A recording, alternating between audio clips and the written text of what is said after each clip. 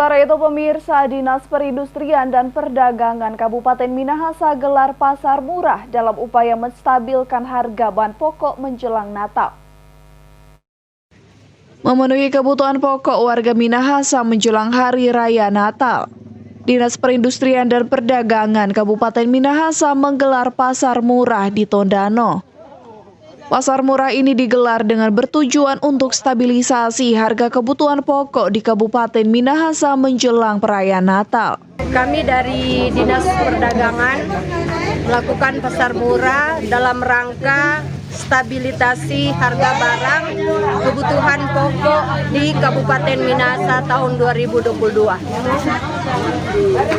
Sedangkan yang tersedia saat ini untuk pasar murah 1 bak telur, 2 kilogram gula, 2 liter minyak, dan 5 kilo beras. Adanya pasar murah ini disambut antusias warga yang sangat terbantu akan terpenuhinya kebutuhan bahan pokok. Sebagai penerima pasar murah, saya sangat merasa senang karena dengan pasar murah kebutuhan pokok kami dapat terbantu. Pasar murah dari Dinas Perindak akan dilaksanakan kurang lebih 2 minggu yang akan tersebar di beberapa titik yang ada di Kabupaten Minahasa. Hizkia Warankiran melaporkan untuk Kawanua TV.